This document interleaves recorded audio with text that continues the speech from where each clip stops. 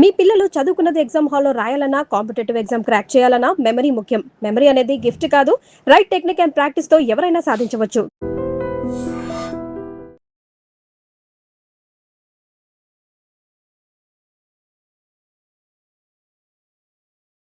ప్రకృతి విలయ తాండవానికి చైనా వణికిపోతోంది.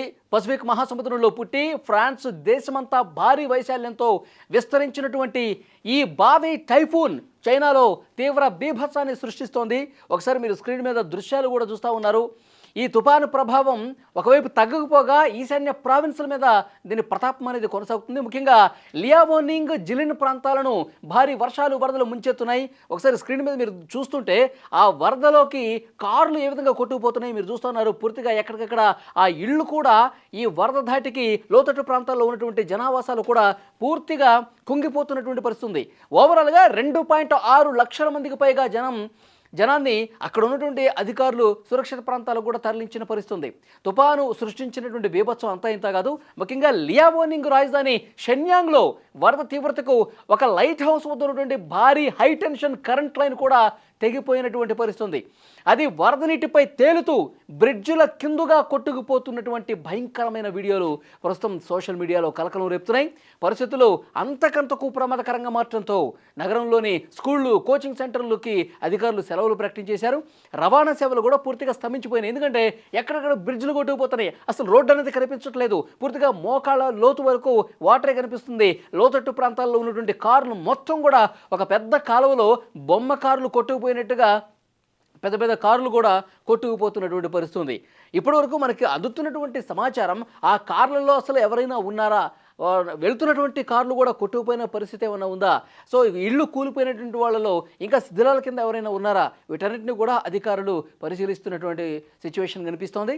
13 రోజులు మనుగడ సాగించిన ఉష్ణమండల తుఫానుగా ఇది రికార్డు సృష్టించిందని చెప్పాలి. ఇంకా ఈ తుఫాను ప్రభావం కొనసాగుతుంది. మంగళవారం రోజు కూడా భారీ నుంచి అతి భారీ వర్షాలు ఈ బావి తుఫాను వల్ల అక్కడ ప్రమాదకరమైన పరిస్థితులు కొన్ని ప్రాంతాల్లో కనిపిస్తున్నాయి. ఈ తుఫాను కేంద్ర భాగం చాలా వరకు ఉండటం వల్ల సముద్రం నుంచి సేకరించినటువంటి భారీ తేమను ఇది ఉత్తర చైనా, కొరియా ద్వీపకల్పం వైపు మోసుకెళ్తుందన్నమాట. సో ముఖ్యంగా పర్వత ప్రాంతాలు, వెచ్చని సముద్ర ఉపరితల ఉష్ణోగ్రతలు ఈ తుఫానుకు నిరంతరం శక్తిని ఇస్తుండడంతో గాలి వేగం తగ్గిన కుండపోత వర్షాలు మాత్రం అక్కడ పడతానే ఉన్నాయి. కొన్ని ప్రాంతాల్లో ఏకంగా 300 నుంచి 450 మిల్లీమీటర్ల మేర రికార్డు స్థాయి వర్షపాతం నమోదయ్యే అవకాశం ఉందని వాతావరణ శాస్త్రవేత్తలు హెచ్చరిస్తున్నారు. కాబట్టి ప్రతి ఒక్కరూ అక్కడ లోతట్టు ప్రాంతాల్లో, అక్కడ అధికారులు చెప్పినటువంటి ప్రాంతాలు ఏవైతే వర్ష కురిసే అవకాశం ఉందని చెప్తున్నారో అక్కడ ఉన్నటువంటి స్థానికులు మరింత జాగ్రత్త చర్యలు తీసుకోవాలని చెప్పి హెచ్చరిస్తున్నారు. ఈ బావి తుఫాను చైనాని అతలాకుతలం చేస్తుండడంతో ఇది భారతదేశం మీద కూడా ప్రభావం చూపే అవకాశం ఉందని చెప్తున్నారు. భారత్కు వర్షాలు తీసుకురావాల్సిన నైరుతి ఋతుపవనాల గాలుల్ని ఈ శక్తివంతమైన తుఫాను తన వైపుకు లాగేసుకుంది. దీనికి తోడు పసిఫిక్ మహాసముద్రంలో ఏర్పడిన బలమైన ఎల్నినో ప్రభావం కూడా తోడు కావడంతో బంగాళాఖాతంలో కొత్త అల్పపీడనాలు ఏర్పడకుండా ఇది ఆటంకాన్ని కలిగిస్తోంది. దీంతో భారత ఉపఖండంలో గత కొన్ని రోజులుగా వర్షాలు తగ్గిపోయి తీవ్ర వర్షాభావ పరిస్థితులు ఏర్పడ్డ విషయం తెలిసిందే. ఇక భారత్కు ఒక సానుకూలమైనటువంటి వార్త కూడా అందుతోంది. ఈ నెల 6 నుంచి బావి తుఫాను చైనా తీరం దాటి క్రమంగా బలహీనపడే అవకాశం ఉంది. దీనివల్ల ఋతుపవన గాలులు మళ్ళీ భారతదేశం వైపు వెళ్ళడానికి అవకాశం ఉందని వాతావరణ సంస్థ స్కైమేట్ అంచనా వేసింది.